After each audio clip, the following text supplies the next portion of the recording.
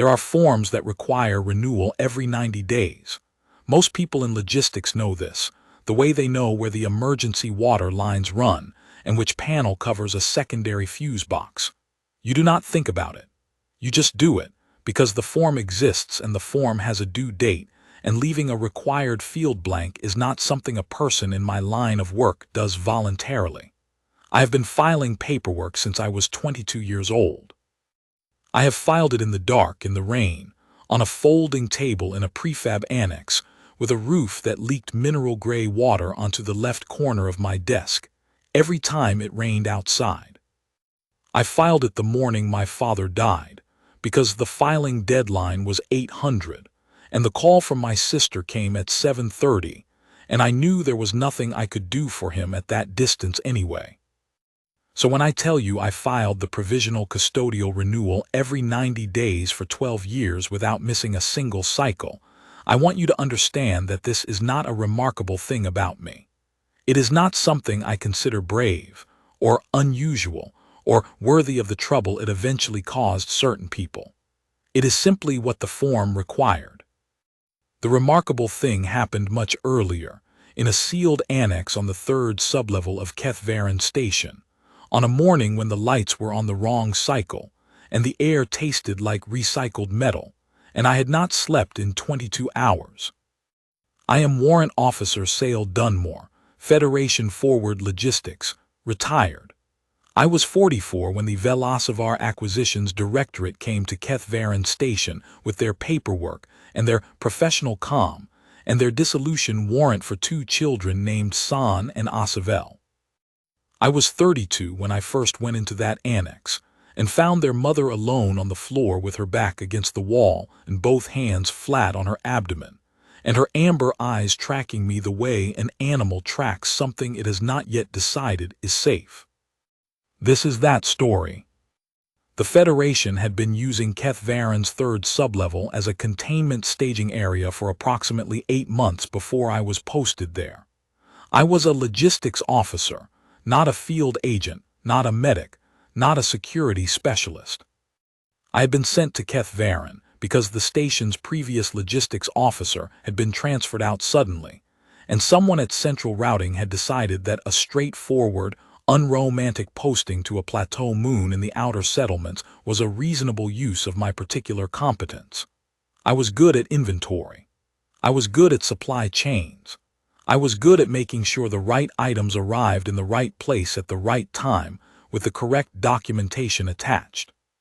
What nobody at Central Routing had mentioned, in the assignment brief, or in the supplemental materials, or in the terse 2-paragraph handover note left by my predecessor, was that Keth Varen's third sublevel was currently holding 7 individuals classified as containment assets under Provisional Review Warrant 14 Vas C, and that these individuals were Velocivar nationals who had been detained during a secondary house dissolution sweep and were awaiting transfer to a directorate processing facility on the far side of the plateau moon system. I found this out on my 3rd day, when I went to the 3rd sublevel to trace a supply discrepancy involving 47 nutrition blocks that had been logged as delivered, but had not appeared on any inventory sheet I could find. The 3rd sublevel had its own access protocol. I had the general station key, which opened everything above ground level and the first 2 sublevels. The 3rd required a secondary authorization code that had been included in my handover packet as a string of numbers I had not yet needed to use. I used it that morning, standing at the door panel with my inventory slate in one hand, expecting to find a supply room with a misfiled crate of nutrition blocks. The door opened on a corridor that smelled like recycled air and something organic underneath it, the faint biological signature of beings who had been in an enclosed space for a long time. The emergency panels were cycling on a slow amber pulse, which meant whoever had set up the lighting schedule had it running on night mode permanently, which was either a deliberate choice or a maintenance oversight. Given everything else I would subsequently discover about how the 3rd sublevel had been managed, I suspect it was neither. I suspect it was simply that nobody had thought to change it. The first 4 annexes I checked were empty. The 5th held 3 Velocivar adults, 2 males, 1 female, who looked at me from their cots with expressions I could not read and said nothing. The 6th annex door was locked with a separate panel code I did not have. I noted this in my slate and moved on. I found the nutrition blocks in the 7th annex, stacked against the back wall in their original shipping crate with the delivery manifest still attached. I checked the manifest against my inventory file. The delivery had been signed for by a name I did not recognize under a post designation that did not match any position currently listed on the station's active roster. This was a problem I would need to trace, and I marked it accordingly. On my way back out, I stopped at the locked 6th annex. I am not certain why I stopped. I had noted it, I had flagged it for follow-up. I could have continued to the elevator and spent the rest of the day sorting out the nutrition block discrepancy and requesting the access code through proper channels. I have thought about this moment many times in the 12 years since, and I have not arrived at a satisfying answer. My best accounting of it is that a locked door in a space I was responsible for inventorying was an incomplete entry in my records, and I do not leave incomplete entries if I can avoid it. I pulled out the general logistics override code. It was not intended for detainee annexes. It was intended for supply rooms and equipment closets. It worked anyway, which told me something about how this particular facility had been configured, quickly, without precision, by people who were not planning to be here long. The door opened. She was on the floor against the far wall, which was made of the same pale composite as every other surface on the 3rd sublevel. She was Velocivar, pale gold skin, pointed ears, amber eyes, silver-white hair that had grown long and slightly matted from weeks of confinement. She wore a gray transit garment several sizes too large for her. She was, as I registered in the same automatic survey I would give any inventory situation, visibly late-term pregnant. Both hands were flat on her abdomen. She did not move when I came in. I stood in the doorway. I should say that I am not a person who acts on instinct, as a general rule. I am a person who assesses the available information, identifies the most logical course of action, and proceeds accordingly. The most logical course of action at this moment was to close the door, proceed to my office, request the relevant access codes and documentation through the proper administrative chain, and wait for a supervisor with appropriate clearance to walk me through the situation. I stood in the doorway for approximately 15 seconds. Then I went inside, sat down on the floor 3 meters away from her, placed my inventory slate face down on the composite, and said, in the Federation common tongue, that I was the station's logistics officer, that I had come down here looking for a misfiled crate of nutrition blocks, that I had not been briefed on her situation, and that if she was hungry, I could go and get her something from the supply room before I did anything else. She looked at me for a long time without speaking. Velocivar silence is a particular kind of thing. It is not uncertain or hostile. It is evaluative, the way you would evaluate a surface before placing weight on it. I had dealt with enough Velocivar traders and transit workers to recognize this, and so I waited. She said in Federation Common with an accent from the Highland dialect, "What do you want?" I told her I wanted to understand what was in Annex 6 so that I could complete my inventory of the 3rd sublevel. She said, "I am in Annex 6. I said, "Yes, I can see that.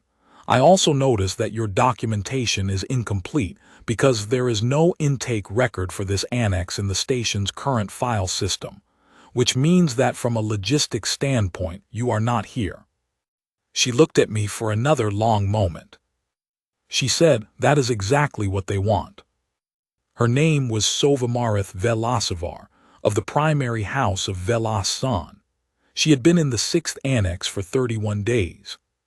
She had been taken during what the Velocivar Acquisitions Directorate described as a secondary house dissolution sweep, which was technically within their jurisdictional authority, except that the house being dissolved was not secondary. It was primary, and the dissolution instrument had been filed under a falsified house-tier designation by a faction within the directorate that had a commercial interest in the primary house's navigation charter holdings. She was the house's last remaining full-line member. She was 34 years old. She was carrying the house's heirs. She told me this in the flat, economical way of someone who has had 31 days to organize their situation into a clear sequence of facts. She did not ask me to help her.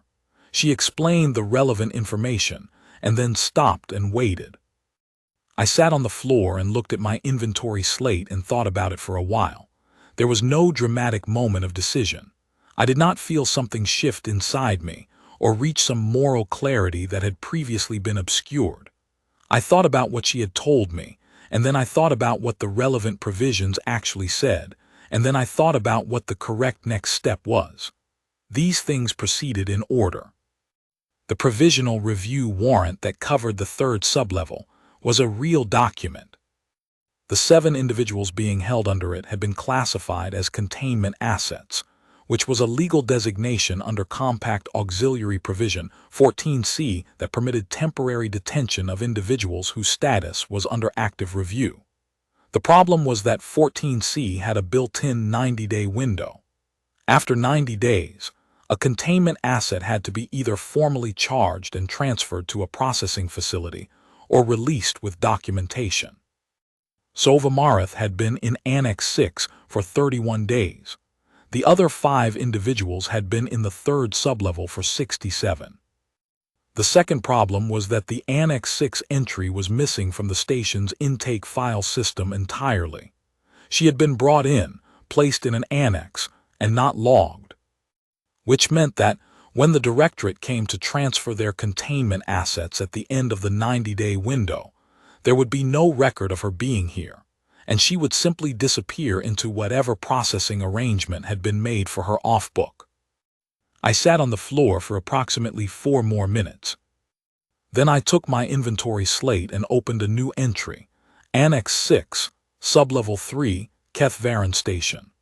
I entered the intake date as the current date, because the accurate date would have raised questions I did not yet know how to answer, and I marked the entry as a standard welfare hold pending documentation review. I noted the occupant's name, her house designation, and her current physical status, late-term pregnancy, 3rd trimester, no medical record on file, and flagged the entry for immediate medical attention review. She watched me do this. She asked what I was filing. I told her, an inventory entry.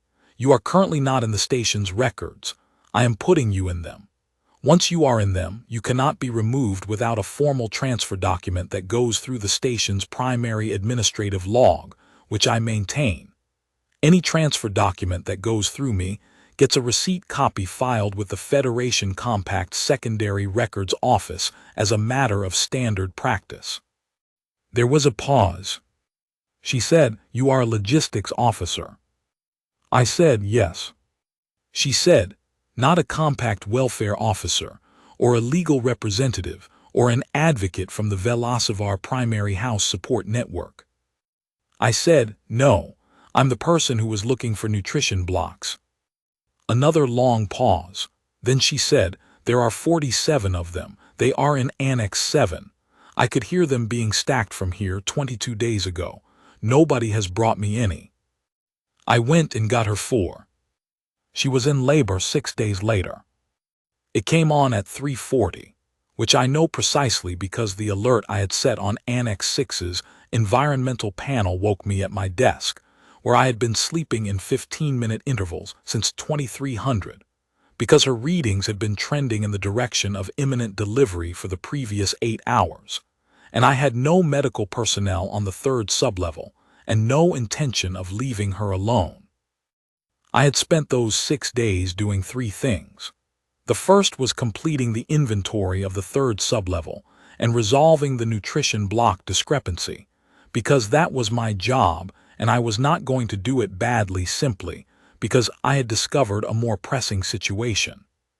The second was filing Sova welfare hold entry properly through the station's administrative chain, which required several conversations with the station commander, a man named Drev Saul, who was not happy about the situation and who made clear that the directorate's arrangement had been authorized at a level above his station and that he could not simply undo it. The third was researching Compact Auxiliary Provision 14C in sufficient detail to understand precisely what it permitted and what it did not. What it did not permit was an undocumented detainee. Once I had filed the entry, Sova was in the system. She could not be transferred without a formal transfer document. She could not be reclassified without going through the station's administrative log. Her entry had a welfare hold flag, which under Section 9 of the Compact Medical Welfare Provisions meant that no transfer could be authorized without a current medical clearance signed by a licensed Federation physician. There was no licensed Federation physician within 6 hours transit of Keth Station. I had not planned this in advance. It is simply that when you understand the relevant provisions, their logical consequences become apparent. The night the twins were born, I was alone with her in a logistics annex that I had repurposed for the purpose by moving 3 supply crates and laying 2 folded thermal blankets on the floor, because the 6th annex had no bed, and I had declined to move her to the medical bay, which was on sublevel 1, and therefore visible to the station's general staff and the directorate's monitoring system. The thermal blankets were from emergency stores. I had signed them out as damaged goods pending disposal, which they were slightly, along one corner seam. I had pulled the 3rd sublevel's medical supply kit, which had last been inventoried 4 months ago, and contained a manual midwifery guide, because whoever had stocked the kit had been thorough in an old-fashioned way that I have thought about with gratitude many times since. I read the relevant sections twice, while Sova breathed through the early contractions. She was calm in the way I was coming to understand she was calm about most things, not because the situation was not serious, but because she had evaluated it and determined that the available options for distress were limited, and she had better things to do with her energy. She said, "You read manuals the way my house's navigators read star charts. Like the answer is already in there, and you just need to find the right page." I said, "I find that it usually is." She said, "My mother died on the delivery table. The attending physician had 30 years of experience and every instrument in the house's medical suite. I want you to know I understand what this is." I said, "I understand too." She said, "Good, then let's do the next thing." The first twin came at 4:12. He was smaller than I had expected, the way newborns always are, and he had his mother's pale gold skin and a faint dusting of silver white at the crown of his head that would grow in properly over the following months. He was quiet for the first few seconds, long enough that something cold moved through me, and then he was not quiet, and I held him against my chest with both hands, and the manual had said to keep them warm above everything else, and so I did. He did not stop crying until I handed him to Sova, who held him with the particular competence of someone who has been preparing for this for a long time, and then he stopped all at once, and there was a silence in the annex that felt like something I had no word for. The second twin came at 4:51. She was slightly larger than her brother. She had the same pale gold skin and the same silver-white hint at the hairline, and she was absolutely silent from the first second, which the manual informed me was within normal parameters for some velocivar births and did not indicate distress, and which she would remain, in the general sense, for the better part of her first year of life. She watched everything with amber eyes that looked, even then, as though they were assessing weight-bearing capacity. I sat on the floor next to Sova while both of them slept. The emergency panels were cycling on their amber pulse.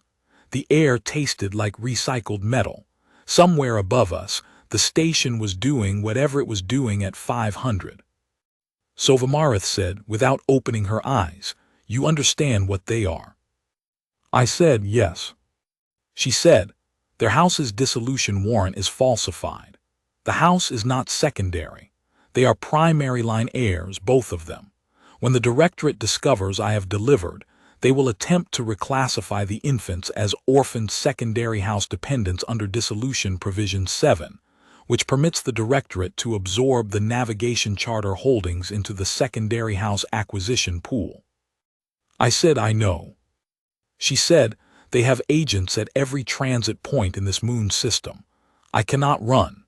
Even if I could, I am 2 hours out of delivery and there are 2 of them and I cannot carry both and run." I said, "You don't need to run. Running is not the tool I'd reach for in this situation." She was quiet for a moment, then she said, "What tool do you reach for?" I told her about the Provisional Custodial Welfare Form. It was a standard Federation document, designed for situations in which a minor of uncertain status required documented guardianship, pending legal resolution of their house designation. It was, technically, intended for human children of Federation personnel in contested inheritance situations. It had, however, been drafted with language broad enough to apply to any minor of uncertain status, whose immediate welfare required documented custodial responsibility, and I had read the relevant compact accord provisions that morning and found nothing in them that restricted its application to human children specifically. The form required renewal every 90 days. Once filed, it created a documented custodial relationship that could not be dissolved without a formal legal proceeding before the compact's Civilian Welfare Board. Any attempt to transfer the minors named in the form without the documented guardian's written consent and the Welfare Board's signed clearance would constitute an unlawful removal under Accord Article 14. It also, I mentioned, required a countersignature from a second party with documented standing at the station. Sovamarith opened her eyes and looked at me. I said, "I will need you to sign as the primary custodial party. I will sign as the secondary custodial welfare officer," which is not technically a designation that exists in the Federation's standard personnel categories, but the form does not specify that the secondary custodial party must be a licensed welfare officer, only that they be a documented member of the station's active personnel, with no outstanding legal disqualifications. She said, "And you have no outstanding legal disqualifications?" I said, "I have an excellent record." She looked at the 2 sleeping infants for a long moment. Then she said, "You are going to file this form and renew it every 90 days. I said, "That is what the form requires." She said, "For how long?"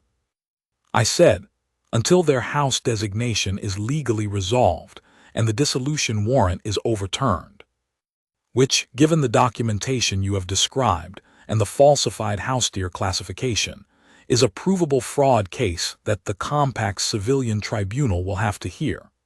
These things take time. They also take someone on the ground maintaining the documented custodial chain so that the directorate cannot claim the children have no legitimate guardian and invoke the orphan absorption provision. She was quiet again for a while. The boy, who would be named San, made a small sound and subsided. The girl Asavel, though it would be 3 weeks before Sovamarith said that name aloud, because naming requires certainty and Sovamarith did not name things before she was certain, lay still with her eyes open, already watching the amber panel's pulse. She said, "I am going to be honest with you, Warrant Officer Dunmore. I do not understand your reasoning. I understand the mechanism. I do not understand the motivation." I thought about this. I said, "A form requires completion. A completed form requires renewal.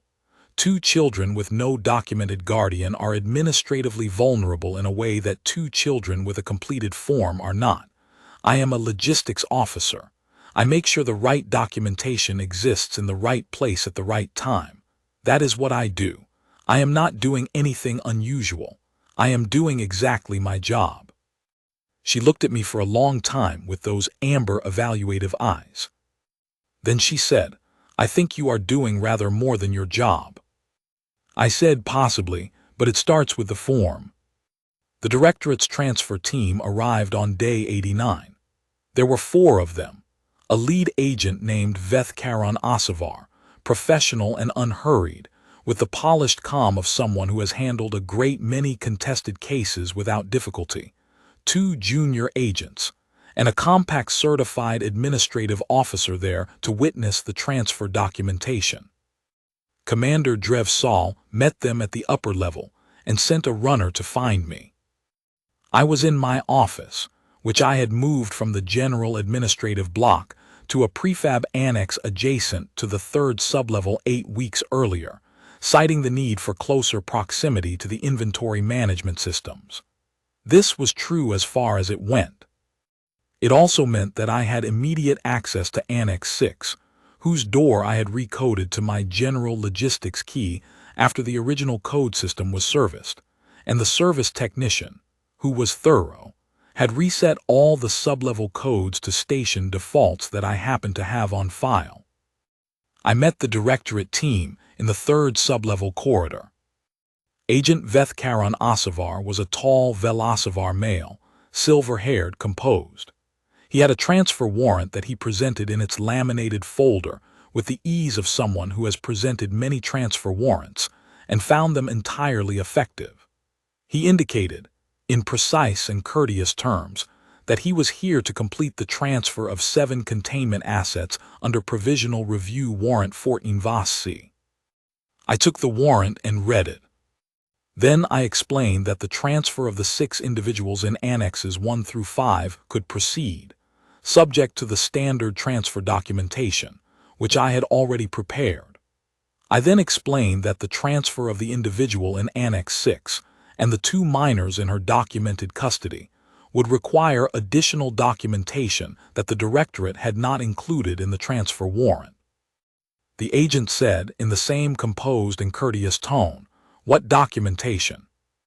I showed him the Provisional Custodial Welfare Form, filed on day 7 of the 1st cycle, with both custodial signatures and the station's administrative counterstamp, and 47 subsequent 90-day renewal filings, each one timestamped and countersigned, each one forwarded to the Federation Compact Secondary Records Office as a matter of standard practice, each one now existing in the Permanent Administrative Archive as a documented link in a continuous custodial chain. The agent looked at the filings for a long time. The stack was not large, but it was consistent, every 90 days precisely, not a cycle missed. He said, "This form is designed for human children of Federation personnel." I said, "The form specifies minors of uncertain status requiring documented guardianship pending legal resolution of house designation. The Compact Accord provisions do not restrict this language to human children. I have the relevant provisions here if you would like to review them."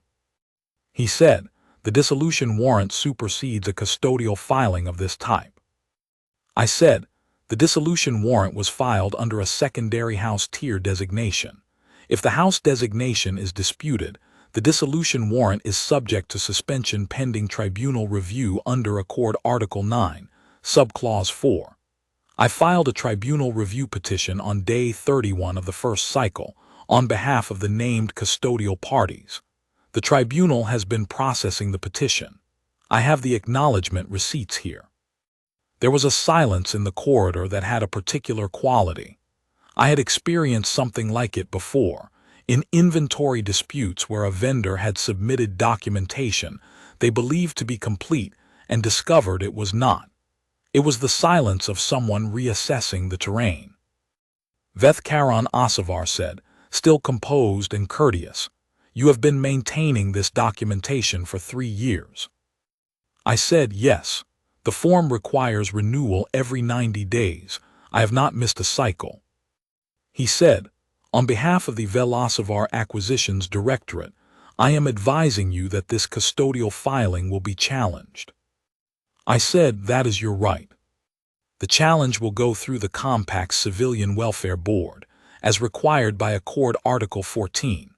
I have the relevant contact information for the welfare board here if you would like it.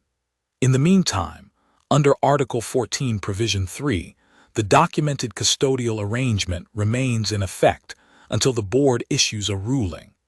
Any transfer of the named minors prior to a board ruling would constitute an unlawful removal.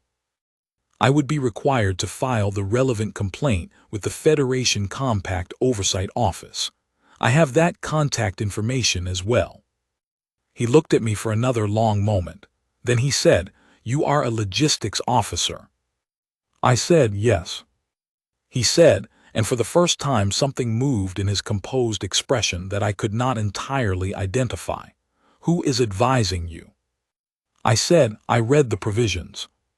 He took his team and the 6 individuals in annexes 1 through 5, who had reached the end of their 90-day window and whose documentation was in order. He left without Sovamarath and without the twins. He said, at the corridor junction, that the directorate would be in contact regarding the welfare board challenge. I said, "I look forward to it." The welfare board challenge took 4 years and 3 months. During those 4 years and 3 months, I renewed the provisional custodial welfare form every 90 days. I also assisted Sovamarath in compiling the documentation for the primary house restoration petition, which required original house charter records, direct line lineage verification for both twins, and evidence of the falsified house-dear designation in the original dissolution warrant, all of which existed somewhere in the Directorate's administrative archive, and all of which we obtained through a combination of compact information access requests, submitted formally and properly, and the assistance of a compact certified legal advocate named Rael Voth, who specialized in Velocivar house designation disputes, and whom I had located through the Federation Secondary Records archive on day 40 of the first cycle. I did not do any of this because I had a plan. I did it because each step was the logical next step given the available documentation and the relevant provisions. San grew up in the logistics annex. He was a serious child, quiet in the way his mother was quiet, not withdrawn, simply deliberate, unwilling to spend attention on things that did not require it.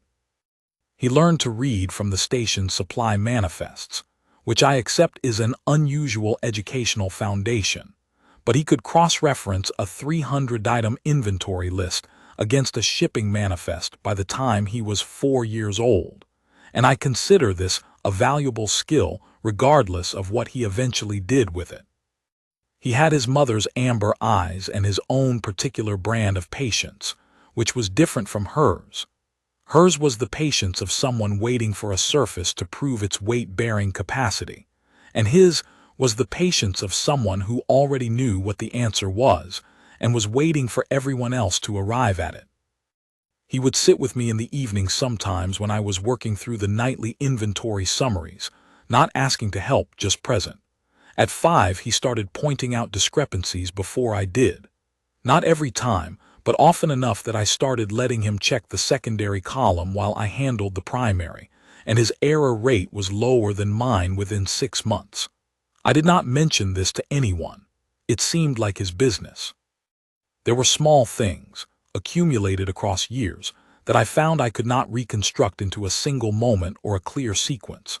I know that at some point I began leaving a second cup at the edge of my desk at mealtimes, because San had a habit of appearing in the annex doorway at 1200 and studying the supply crates with an expression of deep consideration that was his version of wanting to stay. I do not remember deciding to do this.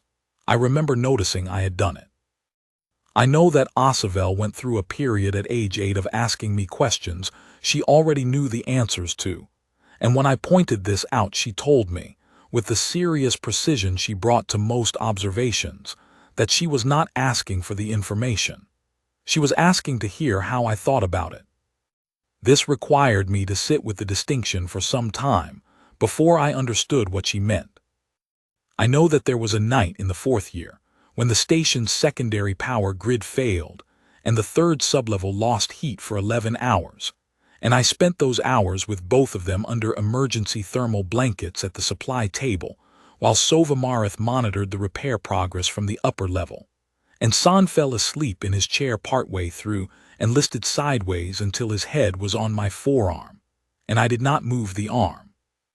I know that I filed the next 90-day renewal in the morning with one arm slightly stiff along the top, and that this is the renewal I think of when I think of the stack of filings, though they were all identical in the ways the forms were identical, and only I would know which was which.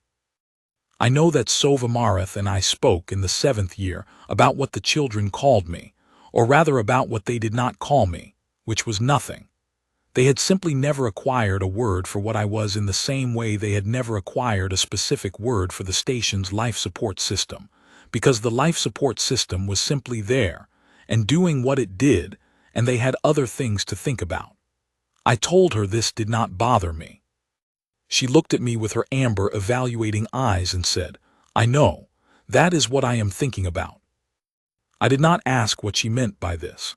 I had learned by the 7th year that Sovamarith was precise with language, and that her statements meant what they said, and that when she said "I know" followed by something she was thinking about, she was indicating an ongoing internal process that did not require my involvement. I respected this. I also, if I am honest, did not want to press the question, because the honest answer to what she was thinking about was something I had my own opinion on, and I was not certain the moment was right for it. Asavel was different. She had been the silent twin in the first hour of her life, and she remained, in certain respects, the quieter of the two, but her silence was busy. She watched everything with a concentrated attention that I recognized, after a time, as a form of cataloging. She wanted to know how things worked, the environmental panels, the lock mechanism on the sublevel door, the way the supply chain routing operated across the outer moon system. She asked questions that started from what seemed like a simple premise and arrived at conclusions that required several additional steps to follow. At 7, she disassembled the environmental panel in Annex 6 and rebuilt it so that it ran on the standard light cycle instead of the amber night mode, which was something I had been meaning to do for 7 years and had never prioritized. I marked it in the maintenance log as a completed item. At 9, she found an error in the outer supply chain routing that had been adding 3 days to our standard delivery window for the previous 4 years. The error was in a transit code entry that one of my predecessors had input incorrectly in the routing database, and which every subsequent logistics officer, myself included, had simply accepted as the correct route. She found it because she had read the full routing protocol out of what appeared to be boredom during a slow afternoon, and she came to my desk and explained the discrepancy in 2 sentences and asked if I wanted her to file a correction request. I looked at the routing database, confirmed the error, and told her yes. She filed it with the correct form number and the proper reference citation and her own name in the filer field, which she was technically not authorized to use since she was not a station employee. But the form did not specify that the filer needed to be a station employee, and the correction was valid, and I was not going to interfere with a correct filing on a technicality. The Welfare Board ruling came in the 9th year, after 4 years of challenge proceedings. The board found that the provisional custodial welfare form met the relevant legal standard, and that the documented continuous custody precluded the directorate's acquisition claim. The dissolution warrant was formally suspended pending the tribunal's review of the falsified Haustier designation. I filed the 90-day renewal anyway, because the review was ongoing and the form required renewal, and I had not missed a cycle. The primary house restoration petition was granted 4 months later. The directorate made one more attempt. It came in the 12th year, when both children were 11, in the form of a new agent younger than Veth Karan Asavar, with the same composed courtesy, and a new dissolution warrant that had been reissued under the restored house designation on the grounds that the house's navigation charter holdings constituted a strategic directorate interest under Compact Commercial Provision 8A, and could therefore be absorbed into the directorate's portfolio without the standard House dissolution process. This was legally creative. I will give them that. Commercial Provision 8A was a real provision, and its language was broad enough to be argued in several directions. The new agent presented the warrant with the same ease as his predecessor, in the same corridor, on a morning when the light panels were running on the standard cycle, because Asavel had fixed them 4 years ago. Sova was in the annex. She had been given formal housing at the station 3 years earlier, when her house designation was restored, and she acquired the legal standing to file a residency application. But she spent most of her working hours in the logistics wing, because the Compact's navigation charter review process required extensive documentation coordination, and I had the archive access. I was in the corridor when the agent arrived. I had the 90-day renewal in my pocket because it was day 88, and I was going to file it that afternoon. The new agent explained the Commercial Provision 8A warrant in precise and courteous terms. I read it. I explained that the warrant would need to be filed through the Compact's Commercial Dispute Tribunal rather than the Civil Welfare Board, because the subjects named in the warrant were currently under documented custodial arrangement, which placed them under civil jurisdiction, not commercial. I explained that I would be happy to provide the Commercial Tribunal's contact information and the relevant accord provisions, which I had on file. The agent said, "This is a commercial acquisition matter, not a welfare matter." I said, "When a commercial acquisition matter involves named individuals under documented civil custody, it becomes both. Accord Article 14 Provision 3 applies regardless of the commercial framing. I have the provision here." The agent looked at me. Then from behind me, San said, "He has it memorized."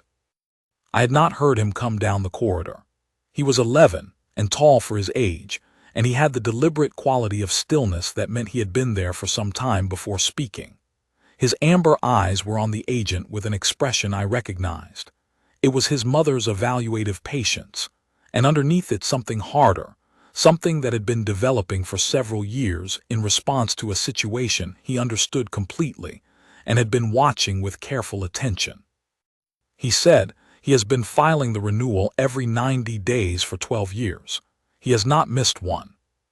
Not when the station lost primary power for 6 days. Not when the outer supply chain failed and he was working 18-hour days for 3 weeks straight. Not once." The agent looked at him, then at me, then at the renewal document I was holding, which had today's date at the top and both custodial signatures at the bottom, including the secondary custodial party signature, which was mine, and the primary custodial party signature, which was Sova, and the station administrative counterstamp, which Commander Saul's successor had been applying without comment for the past 9 years because it was in the administrative protocol, and she was a thorough officer. The agent said to me, "Who authorized the initial filing?" San said before I could answer, he did. Because the form required completion and no one else was going to do it. That is the kind of person he is. Behind the agent, at the far end of the corridor, Asavel had appeared. She had her mother's amber eyes and the busy silence, and she was looking at the agent the way she looked at the environmental panel before she took it apart, not hostile, simply determining what would need to come out in what order. She said, "Is he here about the commercial provision warrant?" I said, "Yes." She said, "I have the commercial tribunal contact information. I looked it up last week when I saw his travel authorization in the station's transit log. I can file the counterpetition today if you want." She was 11 years old. She had looked up the agent's travel authorization in the station's transit log. She had researched the relevant provisions and identified the correct counterpetition. She was offering to file it the way I might offer to sign a standard form, as the obvious next thing that the situation required. I looked at the agent. He was looking at Asavel with the expression I had seen on Veth Karon Asavar 12 years earlier, when he had reviewed the stack of 90-day renewal filings. The expression of someone who had arrived expecting a standard transfer and found themselves in different terrain. He said, "I will need to consult with the Directorate regarding the commercial tribunal approach." I said, "Of course. I can provide the relevant provisions and the tribunal's filing deadlines in writing if that would assist." He left. He did not return. 4 months later, the Compact's Commercial Tribunal ruled that Commercial Provision 8A did not supersede an established civil custodial arrangement under Article 14, and that the Directorate's Navigation Charter interest claim would need to proceed through standard commercial negotiation with the House's primary line representatives rather than an acquisition warrant. Sovamarith's legal representative, Rael Voth, who had been working the case for 12 years at this point and had declined to bill for the last 6 on the grounds that the case had become personally significant to him, filed the acceptance on behalf of the House. I filed the final 90-day renewal that afternoon. It was not strictly necessary anymore. The case was resolved and the acquisition warrant had been dismissed, but I had it prepared and the filing deadline was the following week, and it seemed untidy not to complete the cycle. Sovamarith found me in the logistics annex around 1700. She had the particular expression she wore when she had decided to say something she had been deliberating about for a long time. She sat on the edge of the supply table, which she did when she was in a certain kind of thoughtful mood, and she looked at the stack of completed renewal filings that I was in the process of archiving. She said, "San asked me something this morning." I said, "What did he ask?" She said, "He asked me what word they should use for you. He said he has been thinking about it for 3 years, and he has not found the right word in the Velocivar vocabulary, and he wondered if there was a Federation word that fit better." I kept sorting the filings. I did not say anything. She said, "I told him the Federation word for what you have been to them was complicated and I was not sure it applied. And he said, very seriously, the way he says most things, that he thought it did apply and that he was going to use it and his sister had already agreed." I said, "When did they discuss this?" She said, "Last week, while you were filing the renewal." I put down the filings. From the annex doorway, with the light panels running on the standard cycle that Asavel had fixed 4 years ago, San said, "Dad." He said it the way he said most things, deliberately, having decided. He looked at me with his amber eyes and his particular brand of patience that was really the patience of a person who already knew the answer and was waiting for everyone else to arrive at it. He stood in the doorway and did not move. Then Asavel appeared at his shoulder with her busy silence and her amber eyes and said, "Dad, I am not a person who acts on instinct. I am a person who assesses the available information and identifies the most logical course of action." The available information in that moment was that I had spent 12 years filing a form every 90 days, and that 2 children had grown up in a logistics annex and learned to read from supply manifests and fixed environmental panels, and corrected routing errors and researched commercial tribunal procedures at age 11, and that they had decided, deliberately and in full knowledge of what they were deciding, that the word applied. I did not say anything for a long moment. Then I said, "Yes." That was all, but it was enough.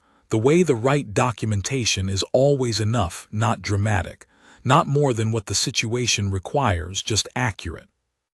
Sovamarith was still sitting on the edge of the supply table. She did not say anything either.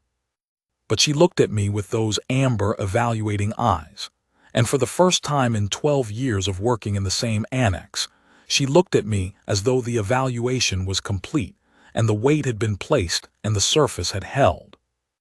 I went back to the filing stack. After a moment, San came in and stood at my shoulder, and Asavel sat on the crate by the door and pulled a routing slip from her pocket and started annotating it with the compact, unhurried concentration she brought to everything. The annex smelled like recycled air and something lived in, the way spaces do when they have been occupied long enough by people who have learned to move around each other. The light panels ran on the standard cycle. Outside, the plateau moon did what it did, and above it the system continued its slow, uncomplicated turning. The form had required completion. I had completed it. That is the kind of person I am. I find on reflection that I would not have it any other way.